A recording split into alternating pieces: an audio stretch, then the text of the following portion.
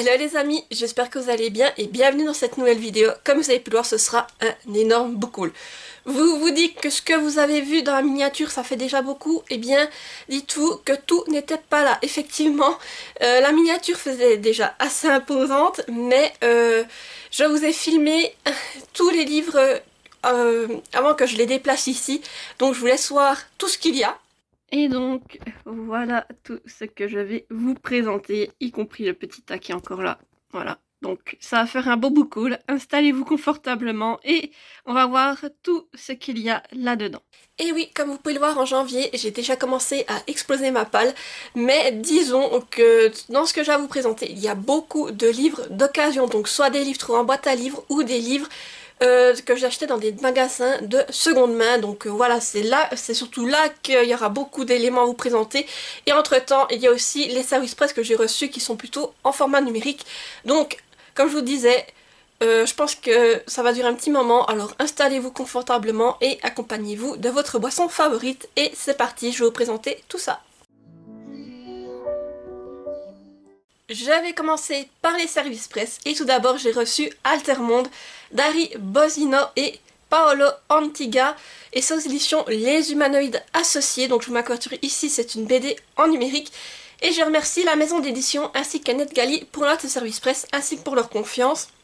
Alors c'est vrai que cette BD, j'ai tout de suite été attirée par la couverture et je vais vous lire le résumé. Une fiction d'anticipation troublante d'actualité. 2112, le monde est ravagé par un climat hostile, seule une poignée de privilégiés vivent décemment, protégés par leur cité dont les murs empêchent les invasions. Mais un jour, la ville fortifiée s'effondre à son tour, sous les flammes. Au milieu d'un désert de cendres, un père et sa fille fuient les ruines de ce monde qui se pensait à l'abri de tout, pour tenter de survivre auprès des défavorisés dont la cité les protégerait jusque-là. Voilà. Donc effectivement c'est une BD un peu science-fiction comme on peut le voir et surtout avec cette notion de survie, toutes ces choses-là. Alors c'est vrai que ça me fait très envie et ça fait partie de mes prochaines lectures. En tout cas vraiment elle est sortie il n'y a pas longtemps, elle est sortie le 5 janvier et, et vraiment quand j'ai vu la couverture et le résumé ça m'a fait très envie, donc c'est pour ça que j'ai envie de la découvrir. Et je crois, si je ne dis pas de bêtises, qu'en fait il y a un roman qui s'appelle Les Altermondes qui existe et la BD justement je crois que c'est pas une... Elle a été inspirée de ce roman et c'est tout chez le même éditeur. Voilà. Et comme d'habitude, au cas où, vous aurez tous les détails dans la barre d'infos si un livre vous intéresse particulièrement. J'ai demandé Au cœur du paranormal de Jocelyn F. Keller. C'est aux éditions Scrineo. Je vous mets aussi la couverture ici car c'est en numérique. Et là, ce qui m'a fait envie, c'est vraiment cette idée d'histoire surnaturelle que j'avais envie de découvrir. Tout ce qui est paranormal, ça m'intéresse. Et là, d'avoir un livre dédié à cela, eh bien j'ai pas pu passer à côté. Donc je vous lis le résumé. Une sélection d'histoires insolites, véridiques, qui défient l'entendement. Dans tous les domaines du paranormal, esprits et fantômes, phénomènes parapsychologiques, ovnis et contacts rapprochés, disparitions inexpliquées, lieux énigmatiques, événements insolites. Pour chaque affaire sont exposés les faits, l'ensemble des protagonistes et leurs histoires, ainsi que les différentes hypothèses plausibles, rationnelles ou les plus mystérieuses, à lire et à discuter au coin du feu entre amis. Voilà, donc je remercie encore la maison d'édition ainsi que NetGalley qui a eu la gentillesse de m'envoyer ce service presse. Et là, je suis vraiment curieuse de découvrir les histoires qu'il y a à l'intérieur, comme je vous dis, surtout avec le paranormal, toutes ces choses-là. C'est des choses qui m'intéressent et je suis surtout curieuse. Et là, j'ai hâte de voir comment le livre a été fait. Je pense que ça va être sous forme de 15 histoires vraies, donc des 15 histoires séparées, je pense. Mais encore à découvrir et vraiment, il me fait très très très envie. J'ai également demandé La place de l'eau d'Arthur Taylor aux éditions Scrineo sur NetGalley, donc je remercie encore la maison d'édition NetGalley pour cet envoi. Et là, c'est le résumé qui m'a directement attirée et là, en fait, le message qu'on voit déjà qui va être transmis dans ce livre. Je vous le lis. Emporté par la spirale de la délinquance et de la violence, Kevin a commis l'ultime faute. Cette fois, il va devoir payer. Mais il a le choix entre une lourde condamnation ou participer à un programme expérimental. Durant une seule journée, une puissante IA le plonge dans une réalité virtuelle. Elle lui fera vivre une expérience extraordinaire de réalisme inoubliable, épouvantable. En reviendra-t-il indemne? Alors, je vous avoue que là, le résumé en dit pas grand-chose, mais moi j'avais entendu, parce que j'ai lu d'autres résumés, et dans un autre résumé, on parle en fait du fait que, on va dire, les rôles vont être inversés. Voilà, c'est-à-dire que de victime, de harceleur, on va passer à victime, et c'est ça que je trouve intéressant, la manière dont c'est fait, et de voir que la manière dont c'est abordé et ce qui va en résulter. J'ai également reçu Sœur de Glisse de Gwenola Moritsur et Agnès Innocente, et c'est aux éditions Jungle. Je vous mets la couverture ici, et je remercie, comme d'habitude, la maison d'édition ainsi que Negali pour ce service presse, ou plutôt de cette BD. Et je vous lis le résumé. Léonie est ambitieuse, sociable, intelligente et malvoyante. Gymnaste de haut niveau, son handicap l'a contraint d'arrêter de pratiquer en milieu valide. Déterminée à ne pas abandonner le sport, elle participe à une journée de détection de ski paralympique et se voit offrir une place dans l'équipe belge de ski alpin, à condition que sa sœur Emma, qui l'accompagne et avec qui elle se dispute sans arrêt, la guide, devenant ses yeux lorsqu'elle dévale la piste. Ensemble, elles devront réapprendre à skier, cohabiter et surtout communiquer pour avoir une chance de gagner les plus grandes compétitions du monde. Voilà, donc là aussi ça m'intéresse parce que je pense qu'il y a à la fois, on va parler un peu d'une relation qui va se recréer entre sœurs, et aussi de parler du ski dans le milieu invalide. Eh bien ça m'intéresse aussi de découvrir la manière dont c'est abordé, et surtout je suis très curieuse de voir voilà comment est-ce qu'on peut skier dans ces conditions, comment ça se passe, et c'est ça vraiment qui m'intéresse, car je pense que tout est possible et c'est juste que j'ai envie de découvrir comment est-ce que l'on parvient à skier en étant malvoyant. J'ai également reçu L'Immortel, le tome 3, le réveil du troisième de Marie Lyonnais, aux éditions Cadaline, et je remercie encore l'autrice pour sa confiance, et je dois vous dire que je suis partenaire avec elle pour l'année 2026, donc également un immense merci de m'avoir pris pour le partenariat. Et donc ici, j'avais commencé la saga il y a quelques années, je vous avoue que ça fait quand même un petit moment et j'ai plus trop de souvenirs. Et du coup, l'autrice m'a dit qu'il y aurait un résumé spoilant entre guillemets au début du troisième tome, comme ça pour se remettre dans le bain et pouvoir finir la saga comme il se doit. Mais vraiment, franchement j'ai hâte parce que je sais que j'avais bien aimé les deux premiers tomes et j'ai hâte de découvrir ce dernier tome. Donc je vous lis le résumé du tome 1 justement pour pas vous spoiler des éléments avec le tome 3. Son héritage est puissant, mais elle n'est encore qu'une mortelle novice. Il doit la protéger, mais il méprise les mortels. Northumberland, Angleterre. Anna, 21 ans, étudiante en lettres, aime sa famille, la lecture et les chevaux. Et est certes solitaire et introvertie, mais pense être une jeune femme tout à fait ordinaire menant une vie tout à fait ordinaire. Jusqu'à ce jour où elle tente de s'interposer dans une agression. Ne pouvant deviner à quelle force ténébreuse elle a affaire, elle se retrouve en bien mauvaise posture lorsqu'un homme aussi austère qu'attirant la tire de ce mauvais pas, mais la retient ensuite prisonnière dans son manoir d'un autre temps. Entre surnaturel et intrigues divisant des clans ancestraux, Anna va découvrir que le monde n'est pas ce qu'elle croyait et que son destin peut lui échapper à tout instant. Voilà. Pour ce qui est du tome 1, pareil, si tous les détails sont dans la barre d'infos, et vraiment, alors je suis curieuse de découvrir le fameux de cette saga et de pouvoir m'y replonger, donc là pareil, vous allez l'avoir passé tout bientôt. J'ai également demandé L'île de minuit, le tome 2, La femme au singe de Lilian et Grébille, aux éditions du Puy. Je vous mets la couverture ici et je remercie la maison d'édition pour ce service presse. Donc, pour faire les amis du tome 1, en fait on suit des jeunes gens qui ont échoué sur une île déserte. Ils n'ont aucun souvenir de leur vie passée, même de leurs prénoms. Les prénoms, ça va leur revenir à un moment donné de l'histoire, mais pour le reste, voilà, c'est le néant. Et ils vont commencer à explorer cette mystérieuse île. Alors ils vont se rendre compte qu'effectivement les animaux sont assez hostiles à leur égard. Et ils vont tomber sur un ancien pensionnat, je vais réussir à parler.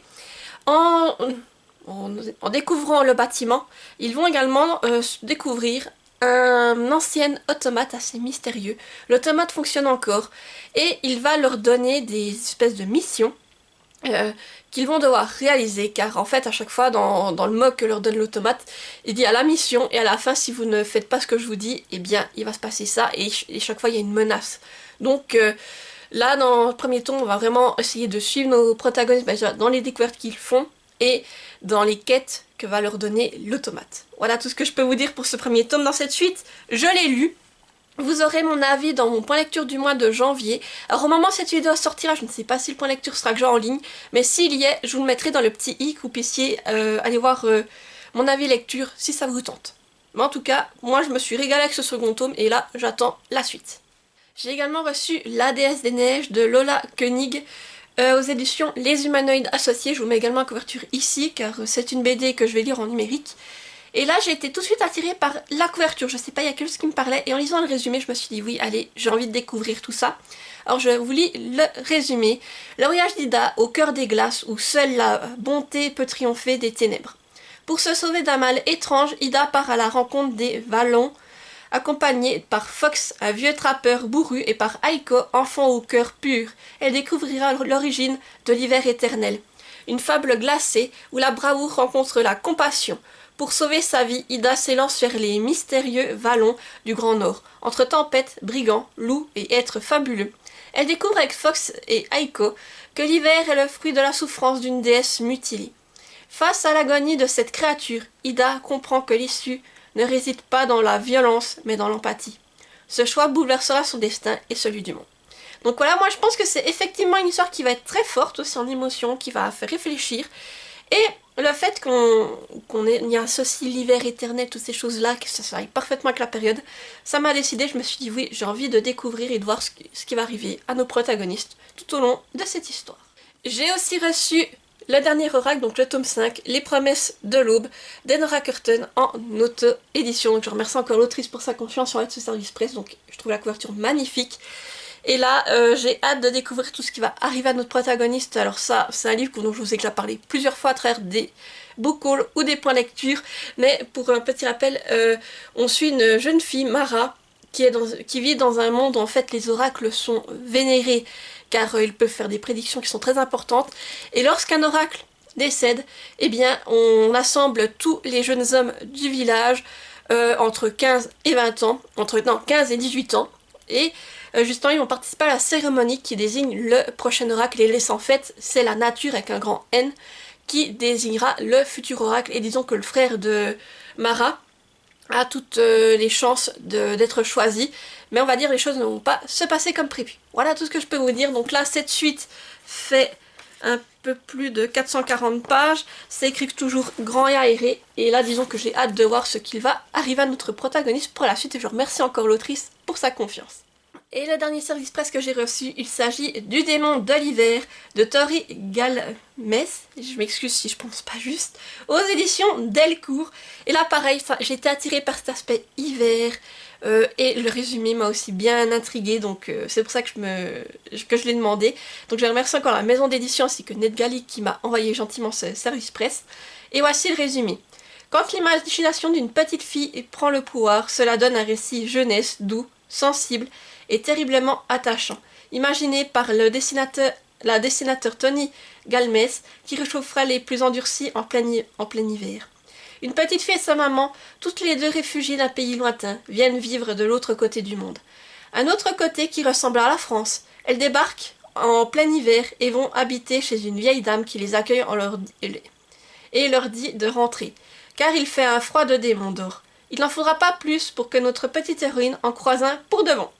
Donc voilà, je suis vraiment curieuse de voir comment la rencontre avec le démon va se faire et qu'est-ce que tout cela va amener. Donc une histoire que je pense qui va aller parfaitement avec la période et vraiment j'ai hâte. Et ce livre sortira le 22 janvier au cas où selon quand je vous poste cette vidéo. Je vais continuer avec les livres que j'ai reçus. Donc tout d'abord pour Noël en fait avec mon amie Louise du compte Instagram Louise Titting, je vous le mettrai dans la barre d'infos. Ça fait des années qu'on se connaît et à chaque fois on s'envoie des cadeaux pour Noël, pour nos anniversaires et pour Pâques. Et là du coup je vais vous montrer les livres qu'elle m'a envoyés à Noël, donc elle m'a vraiment gâtée. Encore merci Louise si tu passes par là. Et j'espère aussi que le petit paquet que je t'ai envoyé t'aura plu. Donc tout d'abord elle m'a envoyé Réseau Royal, le premier tome de Camille Versier aux éditions Château d'Âme. Donc voilà, une saga qui me faisait très envie. La couverture est magnifique. Et en plus vous avez un jaspage, voilà, comme ceci. Très très beau. Et je vous lis le résumé. Versailles de nos jours. La Révolution française n'a jamais eu lieu. Quand Louis XX accède brutalement au pouvoir à l'âge de 25 ans, il doit composer avec la montée en puissance de Réseau Royal, le réseau social de la monarchie. Son premier décret ordonnait le retour à la cour d'Annette de Montaigu, son amour de jeunesse interdit. Une décision critiquée par ses ministres qui rêveraient de le voir contracter une alliance avec une princesse européenne. Parmi elles, Katharina, son amie d'enfance, la sœur aînée du roi d'Espagne, qui a fui son pays en emportant de lourds secrets. Mais alors que le jeune souverain se débat pour faire les bons choix politiques et sentimentaux, dans l'ombre, la contestation gronde. Julie, espionne infiltrée au château, comme Thomas, déçu par la monarchie, entendent bien œuvrer au nom de la justice, entre balles et complots, rumeurs et coups d'éclat, le cœur s'enflamme et les passions s'embrasent sous les ors de la couronne. Poussez les portes du château de Versailles, modernisé, et plongez au cœur d'une cour où les smartphones sont rois. Voilà, donc c'est vrai que j'ai beaucoup aimé cette idée de, en fait, la Révolution française n'a jamais eu lieu, mais par contre on a un réseau social qui est vraiment très important dans la cour, donc voilà, je suis vraiment curieuse de découvrir ce livre. Il fait plus de 550 pages, et c'est écrit quand même de taille standard au niveau de l'écriture et ça irait. Donc voilà, j'ai hâte de découvrir ce premier tome et de voir si je suis vraiment prise dedans et si j'ai envie de poursuivre avec les autres tomes. Et Louise m'a également offert le premier tome de Virtuose, Retour de flamme de Tess Corsac, aux éditions Antelion. Voilà, je vous montre la couverture et en fait je n'avais pas vu mais il y a un magnifique chasse-page. En fait je ne savais pas, hein. C'est quand je l'ai reçu que je l'ai déballé, je me suis dit mais waouh, sacré chasse-page, je sais pas si vous le voyez bien mais il est magnifique comme le livre. Et celui-là aussi il me faisait très envie, donc vraiment hâte de commencer cette saga pour voir si ça me tente. Mais en tout cas déjà le résumé me fait très envie. Donc je vous le lis. Alors, nulle flamme ne brûlera en vain. Telle est la devise de la chrysalide, qui contraint tout virtuose à mettre son pouvoir au service de la société, en échange une place parmi l'élite.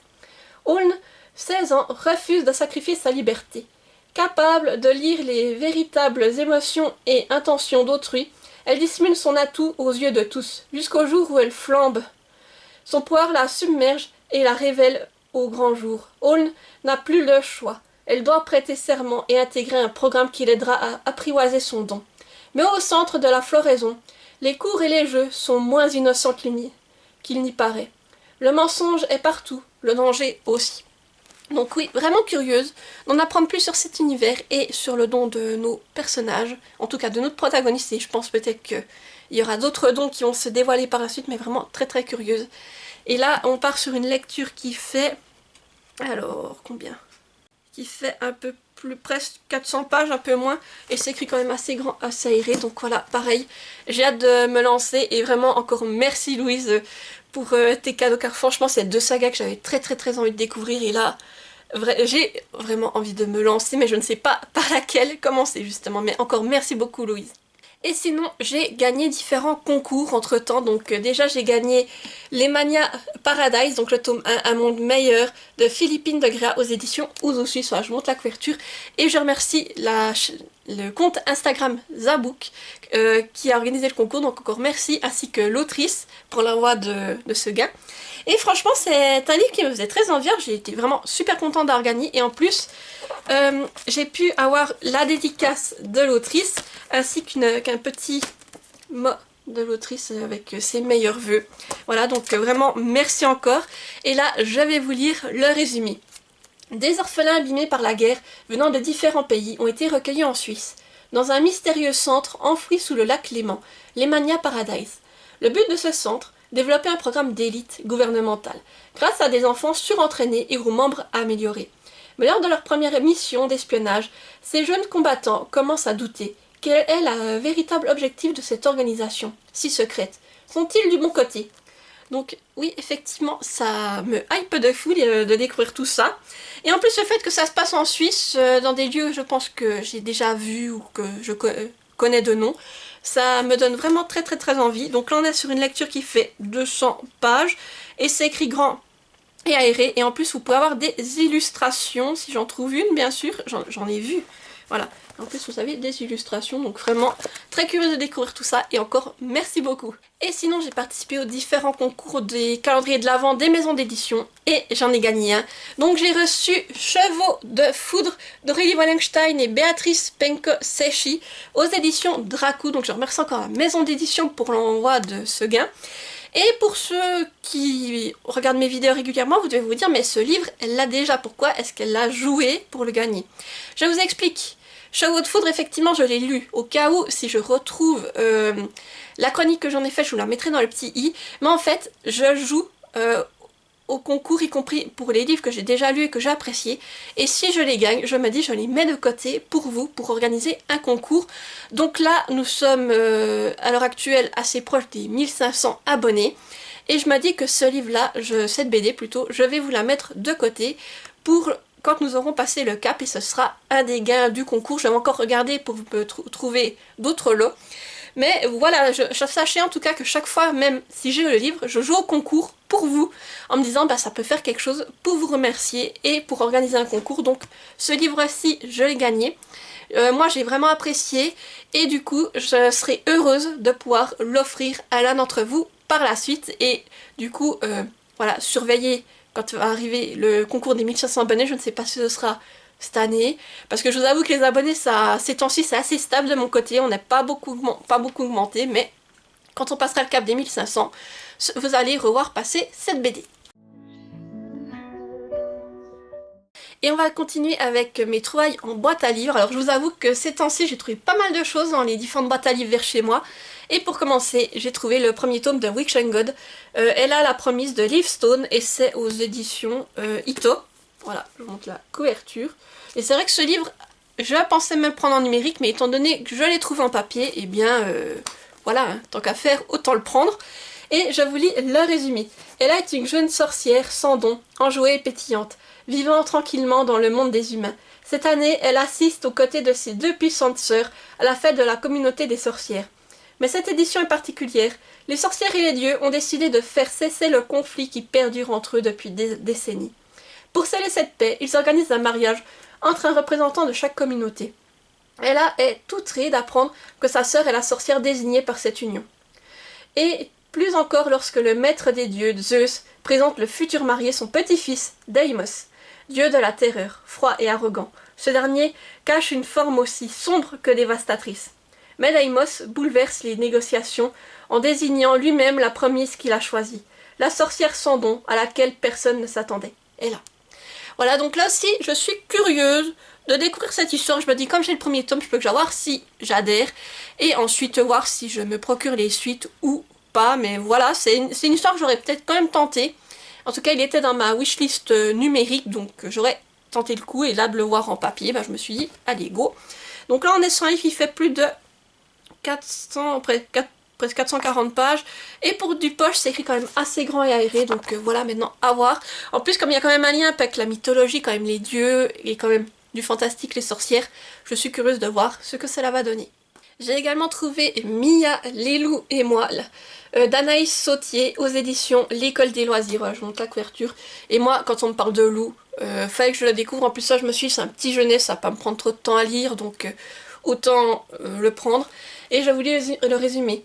Parce que son père vétérinaire a accepté un poste dans une réserve naturelle, Romain quitte ses amis, le bitume et les trottoirs parisiens sur lesquels il aime tant slalomer en roller.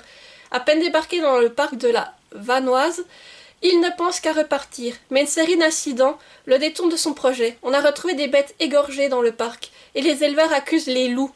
Seule Mia, la fille d'un voisin, est convaincue que les loups n'y sont pour rien. Elle est végétarienne, passionnée d'animaux et dotée d'un sale caractère. Bizarrement, depuis qu'il l'a rencontrée, Romain a moins envie de retourner vivre à Paris. Donc voilà, pareil, une histoire qui parle de loups, tout ça, donc curieux à découvrir et surtout comment s'aborder d'un point de vue jeunesse. Donc là on est sur une lecture qui fait un peu plus de 160 pages, c'est écrit très très gros et aéré, donc je pense que ça va se lire très vite. Et vraiment curieuse de voir comment cette histoire va être menée. Et dans une autre boîte à livres, j'ai vraiment fait un jackpot. J'ai trouvé tout plein de mangas, donc là ça c'est les 5 premiers tomes d'une série. Il s'agit d'Alice au royaume de trèfle, Cheshire Cat Waltz. C'est de Queen Rose Mensuke Fujimaru aux éditions Kiun. Voilà, et c'est un shoujo. Voilà, donc ça c'est le tome 1 pour vous les montrer. Le tome 2. Le tome 3. Le tome 4. Et le tome 5. Voilà. Donc j'ai trouvé ces 5 tomes et je vous avoue, je me suis dit autant les prendre. Si j'apprécie comme ça, j'en aurais déjà 5. Je crois que c'est une saga qui fait 7 tomes. Donc vous voyez, il m'en manquerait seulement 2 pour avoir toute la saga. Et je me suis dit, si ça te convient pas, bah tu les ramènes en boîte à livres. Et je vais vous lire le résumé. Alice a un nouveau prétendant. Cette fois, il est rose et couvert de fourrure. Et ce n'est autre que Boris, le chat du Cheshire. Transporté dans le mystérieux royaume de Trèfle, la jeune fille est soulagée de s'apercevoir que la plupart des habitants de Wonderland l'y ont suivi.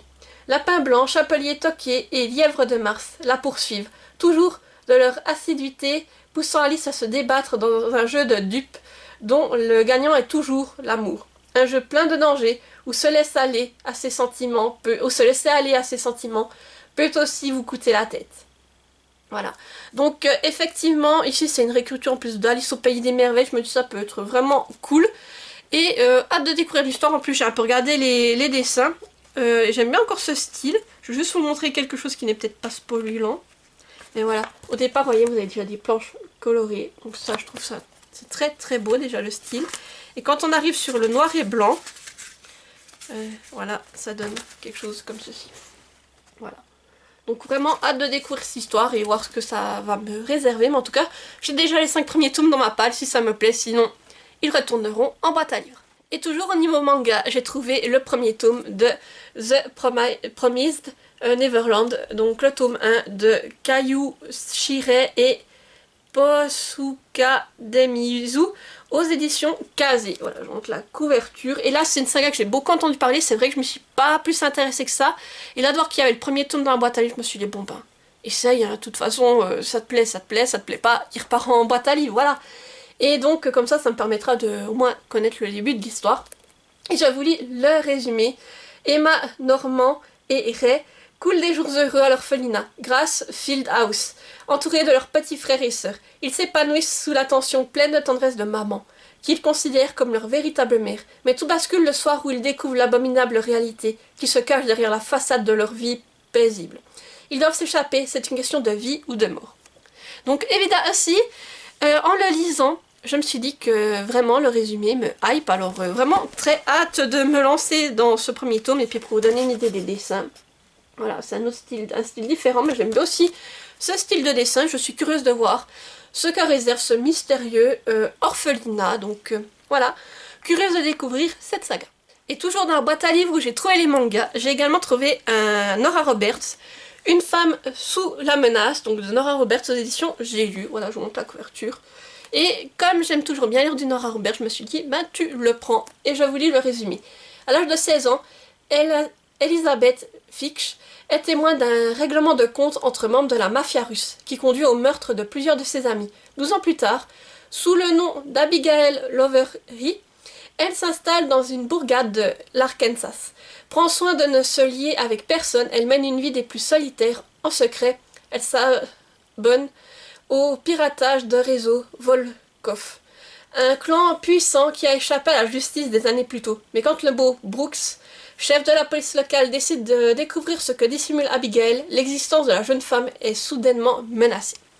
Voilà, donc je pense que ça va être une histoire un peu plus style thriller et avec de la romance, en connaissant Nora Roberts.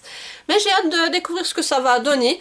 Et là, on part sur un livre qui fait plus de 470 pages, et c'est écrit quand même assez grand, mais quand même assez serré pour du poche. Et en général, les Nora Roberts, je suis toujours prise dedans, donc ce sera un plaisir de me replonger dans un de ses romans. Dans une autre boîte à livres, j'ai également trouvé une BD, donc le premier tome de Sorceline, Un jour je serai fantasticologue, de Sylvia Douillet et Paola Antista, et c'est aux éditions Vent d'Ouest. Voilà, je vous montre la couverture. Alors moi d'abord quand je l'ai vu sous ce format là, parce que c'est tout petit, c'est rigide, je me suis dit mais ça doit être un extrait. Et bien non, c'est noté, c'est un cadeau en fait, c'est la BD complète, même pas sous sa forme originale. Et derrière j'ai vu que c'était un supplément en fait gratuit qui était offert avec l'achat d'un autre livre. Donc c'est pour ça qu'il est sous ce format là. Il était dans la boîte à livres, alors je me suis dit bon ben si j'ai le tome 1 de la BD de cette manière, je prends. Et effectivement, j'ai été comparée avec Livradique, le nombre de pages, tout ça, ça colle. Et du coup, ben, c'est vrai que c'est une saga dont j'avais entendu parler sur... Ah, Littérazure, tu l'as pas lu, je sais plus. Tu en as parlé.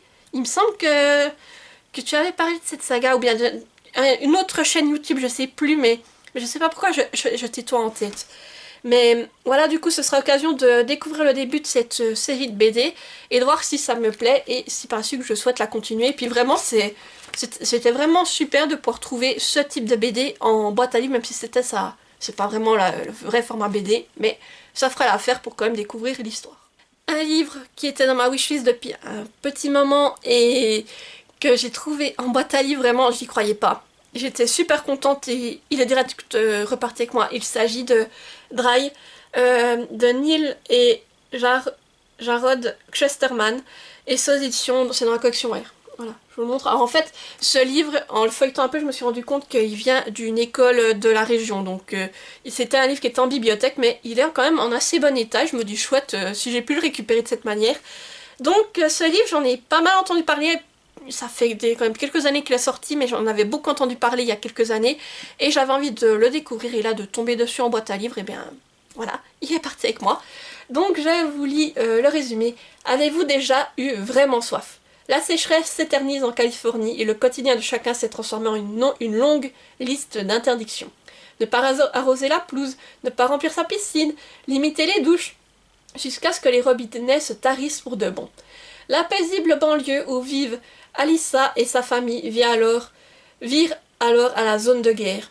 Soif et désespoir font se dresser les voisins les uns contre les autres. Le jour où ses parents ne donnent plus signe de vie et où son existence et celle de son petit frère sont menacées, Alyssa va devoir faire de terribles choix pour survivre au moins un jour de plus. Voilà, donc vraiment, je suis curieuse de voir ce que ce livre peut donner. En plus, je crois que c'est un one-shot, alors je suis vraiment curieuse de voir ce que peut donner à un monde où on a vraiment soif. Et je sais qu'il avait eu j'avais entendu de bons retours, alors curieuse de le découvrir. Ici, il fait un peu plus de 440 pages et c'est écrit très grand, aéré, donc je pense que ça va se lire très vite. Et vraiment, je suis heureuse de la retrouver et du coup de pouvoir le lire. Et un livre comme ça, je pense que je vais me le garder pour l'été. Et encore dans une autre boîte à livres, j'ai trouvé un livre que je ne m'attendais pas à trouver justement en boîte à livres. Il était bien caché, j'ai dû fouiller, mais quand je l'ai vu, je me suis dit, bon ben, c'est pas forcément un livre que j'aurais acheté par moi-même, mais là de le trouver en boîte à livres, je me dis, ben, on va tester, on va voir ce que ça donne. Il s'agit de Cruel Garçon Perdu, le premier tome, The Never King, de Nikki Saint-Crove, aux éditions Roncière. Voilà, je vous montre la couverture. Et donc là, soyons clairs, il s'agit vraiment d'un livre destiné aux adultes, c'est clairement noté réservé à un public averti derrière, même si on pourrait croire à la couverture et au petit jaspage que ça peut être destiné aux ados ou voilà, aux young adultes. Moi vraiment je pense que voilà, c'est un livre, il vaut mieux être informé avant de le commencer. Il y a énormément de trigger warnings qui sont écrits au début du livre si vous voulez les connaître, mais vraiment renseignez-vous avant de vous lancer dedans. C'est de la dark fantasy pour le coup. Et disons que j'en ai entendu parler, je ne sais pas si moi, comme je vous dis, je me serais lancée dedans au départ, mais de la retrouver, je me dis, je vais essayer, et on verra si ça passe pas. Et voilà, au cas où, mais si je devais le remettre en boîte à livres, je pense que moi je mettrais vraiment un gros attention public averti ou pour adultes dessus, pour pas que ce soit n'importe qui l'embarque. Donc je vous lis le résumé. Dans ce monde comme dans le tien, si tu n'es pas le monstre, alors tu es la proie. Depuis 2 siècles, toutes les femmes de la famille Darling disparaissent au moment de fêter leurs 18 ans. Elles se volatilisent et ne réapparaissent que des jours, des semaines, voire des mois plus tard, brisées. Winnie le sait, tel fut le destin de sa mère et de sa grand-mère avant elle. Alors le jour de son 18e anniversaire, elle est en proie à l'impuissance la plus totale à l'approche de son pire cauchemar. Sa mère désespérée a tout essayé pour la sauver, marquant profondément le corps et l'esprit de Winnie. Mais c'est inutile, car une fois la nuit tombée, il vient la chercher, et cette fois, si le roi du pays imaginaire et les garçons perdus ne laisseront pas leur darling s'échapper. Alors qu'une malédiction pèse sur le pays imaginaire, une jeune femme pourrait bien tout changer. Entre attirance interdite et homme au poire envoûtant, jamais elle n'aurait pu s'attendre à ce qu'elle va découvrir sur l'île enchantée, plongée à la rencontre des garçons perdus dans cette réécriture sombre et sulfureuse du conte de Peter Pan. Donc voilà, c'est une histoire, une réécriture de Peter Pan. Et ici, juste là, ici sur la première page, on nous dit « Les histoires se trompent toutes. Crochet n'a jamais été le méchant. » Donc c'est vrai que c'est ça qui m'intéresse, c'est de voir comment est-ce qu'on a inversé les rôles déjà. et de voir comment est-ce qu'on peut faire que Crochet soit plutôt considéré comme le gentil et que Peter Pan tout ça ce soit les méchants. Donc curieuse de le découvrir, même si je pense qu'il va y avoir beaucoup de trigger warning. Et là on est sur une lecture, alors, je pensais qu'il serait plus gros que ça, je vous avoue. Il fait plus de 220 pages, mais c'est écrit très très grand, voilà. Et maintenant à voir quand je trouverai le temps de le caser pour le découvrir. J'ai également trouvé Nico Takian, donc La Lisière, aux éditions Calman Lévy-Noir. Voilà, donc un thriller de Nico Takian. J'avais déjà pu découvrir l'auteur avec une lecture en numérique. Et là, je me dis, bah, si j'ai pu le trouver en papier, autant le prendre. Et je vais vous lire le résumé. Son mari et son fils sont disparus, avalés par la plus mystérieuse des landes bretonnes. Un choc sous la voiture en pleine nuit, alors que Viviane, Adrien et leur fils Tom roulent dans les monts d'Arrée, ce massif breton formé de landes, de roches et de marécages. Adrien s'arrête, descend pour voir, Tom le suit. 1 minute passe, puis 2. Viviane s'inquiète. C'est bien long, et elle ne les entend plus. Elle quitte la voiture, appelle. Personne. Si c'est une blague, elle n'est pas drôle, fulmine-t-elle. Mais quand elle s'avance de quelques pas vers la forêt, un homme surgit et la prend en chasse. Il est armé d'une hache. Elle court vers la route et se jette quasiment sous les roues d'un camion, qui la prend à son bord et la conduit à la gendarmerie. Là, Viviane raconte affolée, supplie qu'on l'aide. Le lieutenant Maëlys Mons envoie une équipe sur les lieux. Rien, pas de voiture, aucune trace. Ainsi commence une attente d'autant plus insoutenable pour Viviane que dans ses rêves, qui semble essayer de lui dire quelque chose. Elle retrouve son mari et son fils. L'incompréhension grandit lorsque la voiture est découverte au fond d'un marais vide. Qu'est-il arrivé à Adrien et Tom? Voilà donc un mystère. Que s'est-il passé ce mystérieux soir? Et franchement, je suis curieuse de le découvrir. Donc là, c'est un livre qui fait un peu plus de 310 pages. C'est écrit grand et aéré. Donc voilà, un bon thriller, je pense, à découvrir prochainement.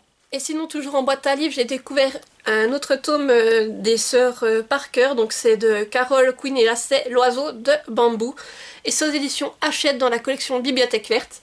Donc voilà, je ne vous relis pas le résumé, c'est un extrait.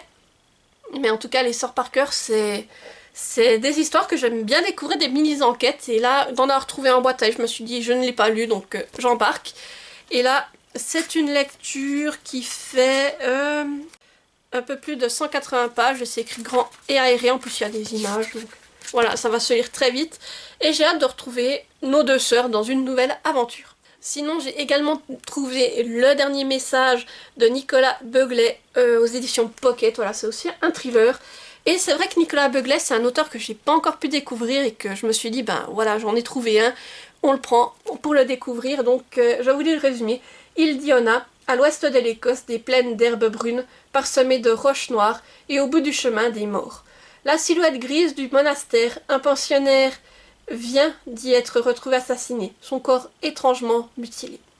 C'est l'inspectrice écossaise Grace Campbell qui est chargée de l'affaire. Après un an de mise à l'écart, elle joue sa carrière. De la victime, les moines ne connaissent que le nom, Anton. Tous savent en revanche qu'il possédait une cabane de travail secret aménagée dans les murs que cherchait Anton. Pourquoi l'avoir éliminé avec une telle sauvagerie? Alors qu'elle tente encore de retrouver confiance en elle, Grace ignore que la résolution d'une des énigmes les plus vertigineuses de l'humanité repose tout entière sur ses épaules. Donc voilà, une histoire que j'ai hâte de découvrir. Et là, c'est un poche qui fait plus de 400 pages. Et c'est écrit, alors l'écriture est standard mais assez serrée. Donc voilà, à voir comment je serai prise dedans. Et ça me permettra de découvrir la plume de cet auteur. Et la dernière trouvaille que j'ai faite en boîte à livres, il s'agit de Mémé dans les orties d'Aurélie Valogne aux éditions Le Livre de Poche. Alors je n'ai trouvé pas mal ces temps-ci de l'autrice en boîte à livres. Je me dis, ben pourquoi pas le prendre également, comme ça, si ça me plaît, ben j'aurai les autres. Il s'agit donc d'une autre histoire de l'autrice et je vous lis le résumé. Ferdinand Brun, 83 ans, solitaire, bougon, acriâtre, certains diraient seul, aigri, méchant, s'ennuie à ne pas mourir. Son unique passe-temps, éviter une armada de voisines aux cheveux couleur pêche, lavande ou abricot. Son plus grand plaisir, rendre chef la concierge, Madame Suarez, qui joue les petits chefs dans la résidence. Mais lorsque sa chienne prend la poudre d'escampette, le vieil homme perd définitivement goût à la vie, jusqu'au jour où une fillette précoce et une mamie geek de 92 ans forcent littéralement sa porte et son cœur. Un livre drôle et rafraîchissant, bon pour le moral, et une véritable cure de bonne humeur. Donc effectivement, je pense que ça va être une histoire drôle, mais aussi avec de l'émotion, et j'ai hâte de la découvrir. Donc là, c'est un livre qui fait un peu plus de 250 pages, et c'est écrit assez grand et assez âgé, donc hâte de le découvrir. Et la dernière partie de cette vidéo, ce sera mes achats.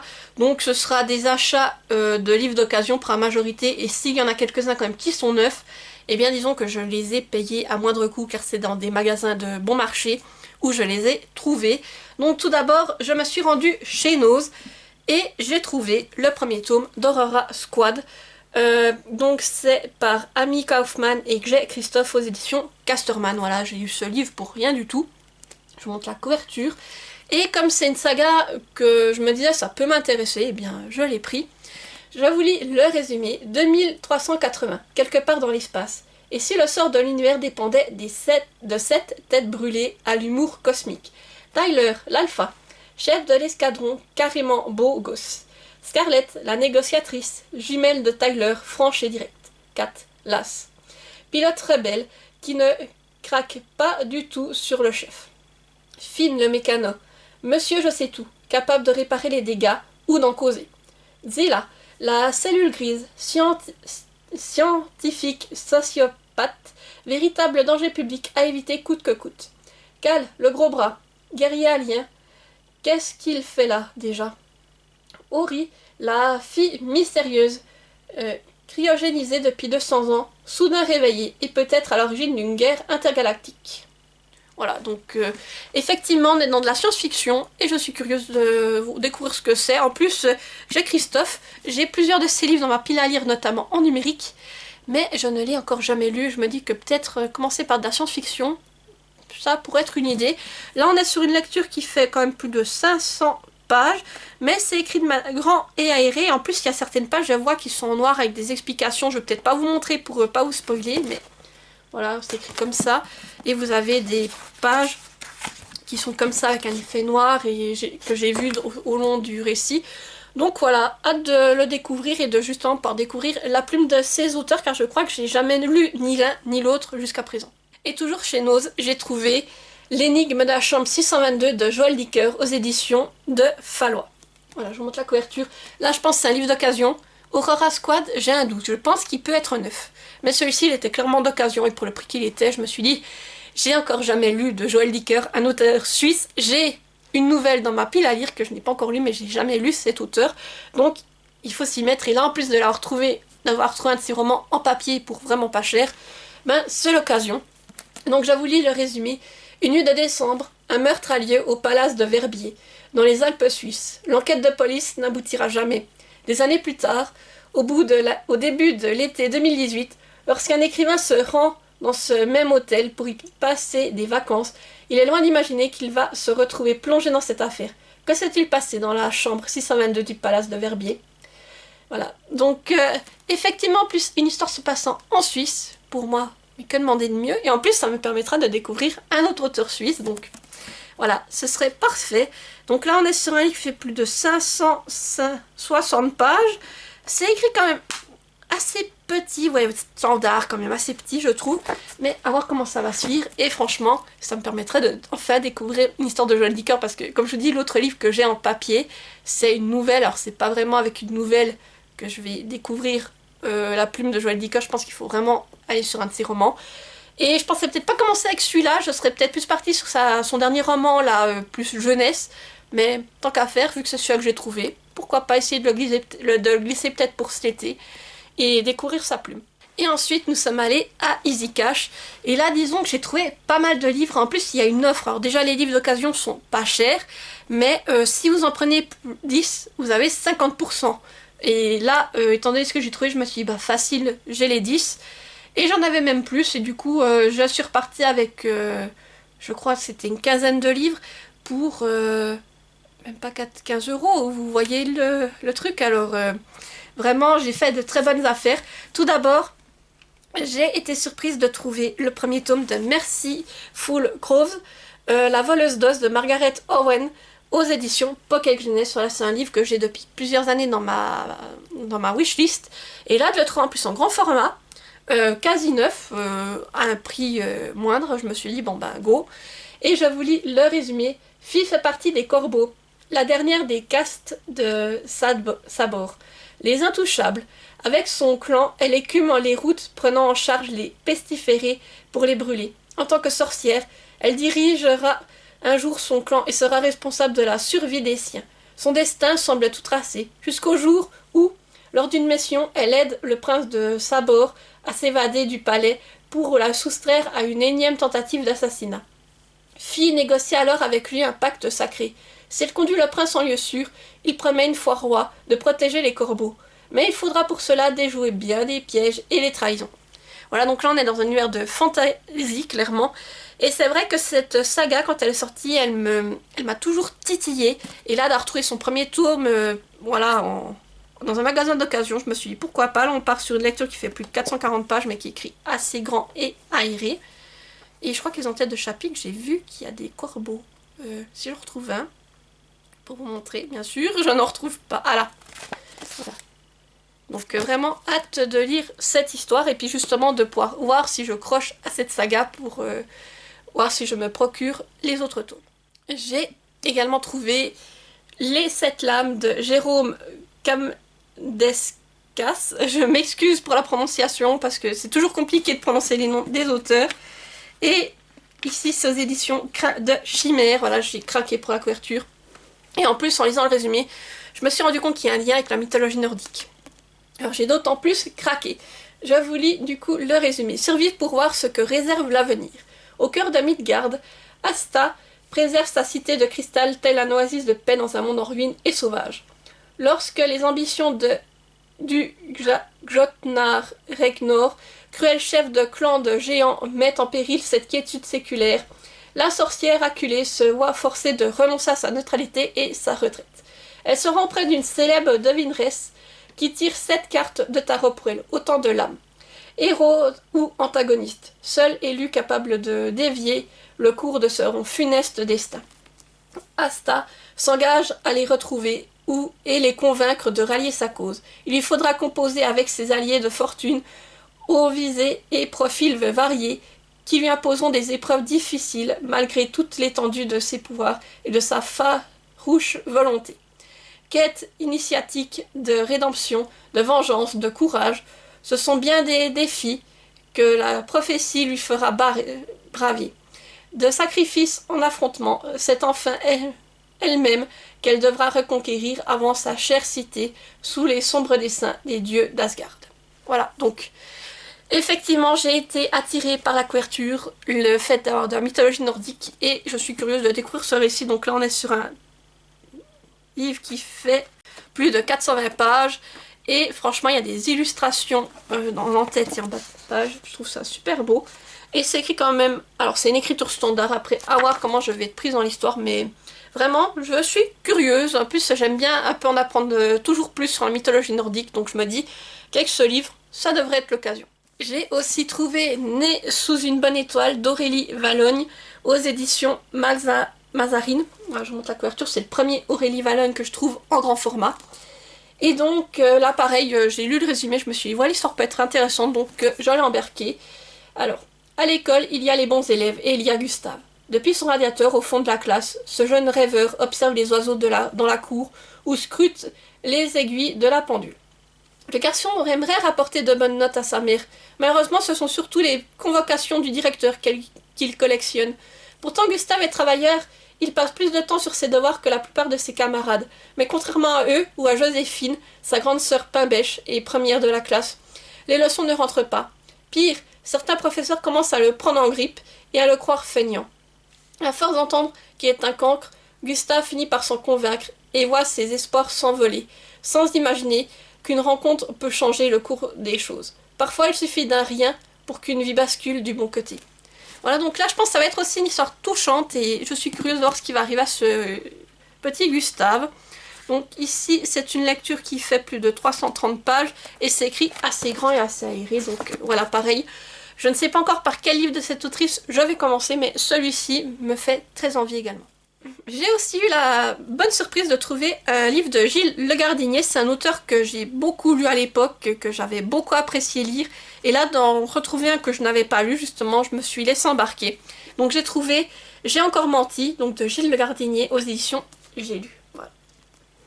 Et je vous lis le résumé. Laura se pose beaucoup de questions. Comment réussir sa vie? Est-il possible de manger tout ce que l'on aime sans prendre 10 kilos? Comment trouver l'amour? Trop de doutes pour être heureuse. Trop d'envie pour se contenter du banal. Jusqu'au jour où un accident va complètement effacer sa mémoire. La voilà à nouveau débutante face à la vie. Obligée de tout redécouvrir. Les bonbons, les soutiens-gorge, les garçons, l'électricité et les lois du gouvernement, les lois qui gouvernent l'univers. Libérée des a priori portés par un cœur affamé et un cerveau qui se cherche, Laura entame une aventure unique et hilarante. En ne sachant plus rien, elle a peut-être enfin une chance de devenir elle-même. Voilà, donc là aussi je pense que ça va être à la fois drôle, mais je pense que ça va être beau. Et j'ai hâte de retrouver la plume de Gilles Legardinier, j'en avais déjà lu plusieurs, j'ai toujours passé des bons moments de lecture. Là on est sur un livre qui fait plus de 440 pages. Alors l'écriture est quand même assez grande pour du poche, voilà. Et vraiment j'ai hâte de me replonger dans une de ces lectures. Un livre aussi qui me faisait envie, j'ai vu une partie du film et je sais que c'est tiré d'une histoire vraie, donc c'est pour ça que j'avais envie de le découvrir. En plus je pense que ça peut être une histoire vraiment touchante par le message qui sera véhiculé à travers. Il s'agit de Donne-moi des ailes de Nicolas Vanier aux éditions Pocket. Voilà, je montre la couverture. Et du coup je vous lis le résumé. Ces oiseaux menacés de disparition qui chaque matin survolent étangs et marais, Christian a décidé de les sauver. Il en a fait son combat. Il a quitté la ville et son rythme infernal pour s'installer au cœur de la Camargue, en pleine nature, au milieu des oiseaux. C'est là qu'il échafaude son plan secret, un projet fou, habitué des oiseaux dès la couveuse au bruit d'un ULM, pour un jour voler avec eux en escadrille sur une nouvelle route migratoire, à l'abri des dangers. Il poursuit ce rêve insensé, bientôt épaulé par son fils, et prépare un grand voyage, sans imaginer les nombreux périls qu'il trouvera sur sa route. Et soudain, les hommes et les oiseaux n'ont fait qu'un. Donc vraiment, je pense que ça peut être aussi une histoire qui va me toucher parce que c'est le but de protéger une espèce animale. Et aussi, je suis curieuse de découvrir cette histoire vraie. Et après, aussi, je pense aller voir aussi le film, que, comme je vous dis, j'en ai vu qu'une partie, donc là, je pense après que je vais voir le film en intégralité. Donc là, on est sur un livre qui fait plus de 340 pages, et l'écriture est quand même de taille standard, donc voilà. Mais je pense que si je suis pris dedans, je vais vraiment le dévorer. Et j'ai également trouvé un livre que j'avais dans ma wishlist, je pensais plutôt me le prendre en numérique au départ, et finalement, comme je l'ai trouvé d'occasion en papier, eh bien, je me le suis procuré. Il s'agit de L'île aux mille couleurs de Tamara McKinley aux éditions L'Archipoche. Je vous montre la couverture. Et je vous lis le résumé. Angleterre 1920. Lulu Pearson, jeune sculptrice originaire de Tasmanie, partage sa vie entre la propriété du Sussex de sa grand-tante, sa protectrice et son atelier londonien. Un avenir en or lui semble promis. Ne prépare-t-elle pas une exposition dans une galerie en vue? C'est alors qu'un événement vient bouleverser sa vie. Loulou apprend qu'un mystérieux donateur lui a légué un cheval de course. La surprise passée, elle décide d'embarquer pour sa Tasmanie natale, l'île aux mille couleurs, afin de prendre possession de son héritage. Mais son retour aux sources annonce des retrouvailles houleuses avec une mère qu'il a autrefois rejetée, et puis des secrets de famille pourraient refaire surface. L'occasion pour Loulou de savoir enfin qui elle est vraiment. Voilà, donc ce livre, je vous avoue qu'il me fait envie. Et puis, comme en ce moment, si je m'intéresse un peu plus à tout ce qui est un peu plus historique, tout ça, le fait là d'être dans les années 1920, en plus en Tasmanie, eh bien, voilà, je trouve que ça peut être vraiment intéressant. Là, on est sur une lecture qui fait un peu plus de 480 pages, c'est écrit quand même grand, voilà, aéré. Donc, curieuse de le découvrir et puis de voir ce que ça va me réserver. J'ai aussi trouvé un autre livre de Bernard Minier, donc j'ai regardé, il n'appartient à aucune saga, c'est vraiment un one-shot. Et pareil, quand j'ai vu ça, je me suis dit, bon, allez, on embarque. Il s'agit d'une putain d'histoire de Bernard Minier aux éditions Pocket. Voilà, je montre la couverture. Et je vous lis le résumé. Au commencement était la peur. Hors des flots déchaînés, une main tendue vers le ciel. Un pont de bateau qui tangue, la pluie qui s'abat et la nuit. Le début d'une putain d'histoire. Une histoire d'amour et de peur, de bruit et de fureur. L'histoire de Henri, 17 ans, que le meurtre de sa petite amie plonge dans l'enfer du soupçon. Sur son île, Glass Island, battue par les vents, cerné par la brume 360 jours par an et uniquement accessible par ferry. Tout le monde connaît tout le monde, jusqu'au plus noir de ses secrets, ou du moins le croit-on. Quand la peur gagne, la vérité s'y perd. Voilà, donc là pareil, je suis curieuse de découvrir ce récit, de découvrir une ambiance qui a l'air un peu sombre, et de voir ce que Bernard Minet nous réserve. Donc là, c'est un beau bébé, il fait... Oh, les pages sont un peu collées. Il fait plus de 590 pages. Et il a écrit, c'est une écriture assez standard, voilà. Donc pareil, hâte de retrouver Bernard Minet. Après, je ne sais pas si je vais d'abord commencer par ce one-shot ou si je vais me lancer dans l'autre saga avec le lieutenant Serval, je crois. Donc à voir par lequel je vais commencer. Et j'ai également trouvé un autre livre qui était dans ma wishlist. Je pensais plutôt aussi me le procurer en numérique, mais là, comme je l'ai trouvé en poche, eh bien, il est parti avec moi. Il s'agit de Une sirène à Paris de Mathias Malzieu aux éditions Le Livre de Poche. Voilà, je vous montre la couverture. Franchement, je trouve la couverture sublime. Et là, on parlait de sirènes, donc j'ai craqué. Vous savez, j'adore tout ce qui est sirène, livre avec des sirènes. Et là, ben voilà, quand je l'ai vu, je me suis dit, allez, hop. Et je vous lis le résumé. Juin 2016. La Seine est en crue. De nombreuses disparitions sont signalées au bord de l'eau. Attiré par un chant aussi étrange que beau, Gaspard Snow découvre une sirène blessée, inanimée, sous un pont de Paris. Il décide de l'emmener chez lui pour la soigner. Mais tout ne se passe pas comme prévu. La sirène explique à Gaspard que les hommes qui entendent sa voix tombent si intensément amoureux d'elle qu'ils en meurent. Quant à elle, il lui sera impossible de survivre longtemps loin de son élément naturel. Gaspard, convaincu que depuis sa rupture, son cœur est immunisé contre l'amour, décide de garder la créature dans sa baignoire et promet de la remettre à l'eau dès le lendemain. Après le bouleversant journal d'un vampire en pyjama, Mathias Malzieu retrouve la veine du merveilleux de La mécanique du cœur avec Une sirène à Paris qu'il a également adapté au cinéma. Voilà. Donc là, pareil, curieuse de découvrir cet univers, l'auteur, et aussi par la suite de voir l'adaptation en film. Donc ici, c'est un livre qui est plus court que ceux que je vous ai présentés jusqu'à présent. Il fait un peu plus de 210 pages et c'est écrit vraiment très grand, donc je me dis que ça peut être une lecture idéale pour l'été. Et on arrive au bout de cet énorme book haul. Allez, on y est. J'ai juste encore à vous présenter la dernière saga que j'ai trouvée. Donc voilà, j'ai trouvé 4 premiers tomes. Il s'agit de la saga Percy Jackson. Donc là, j'ai le tome 1, Le voleur de foudre. C'est de Rick Riordan aux éditions Le Livre de Poche Jeunesse. Voilà, donc le premier tome. J'ai trouvé également le tome 2, La mer des monstres. Le tome 3, Le sort du titan. Et le tome 4, La bataille du labyrinthe. Voilà. Donc les 4 tomes de Percy Jackson, c'est une saga que j'étais quand même curieuse de commencer un jour. Donc je reprends le tome 1 en main. Et ensuite de les découvrir, je crois qu'il y a eu des films et des séries. Donc ensuite de découvrir les versions qui ont été adaptées de cette saga. Et là j'ai pu trouver 4 tomes. Donc je me dis c'est déjà pas mal pour se faire une idée, pour commencer. Surtout pour le prix que je les ai eus. Et du coup je vous lis juste le résumé du tome 1. Je n'ai jamais voulu être un demi-dieu. Une vie de demi-dieu, c'est dangereux, c'est angoissant. Le plus souvent, ça se termine par une mort abominable et douloureuse. Il se peut que vous soyez des nôtres. Or, dès l'instant où vous le saurez, il ne leur faudra pas longtemps pour le percevoir eux aussi et se lancer à vos trousses. Je vous aurai prévenu. Voilà, donc ça me fait très envie. Là, on est sur un livre qui fait un peu plus de 460 pages, c'est écrit très grand, voilà.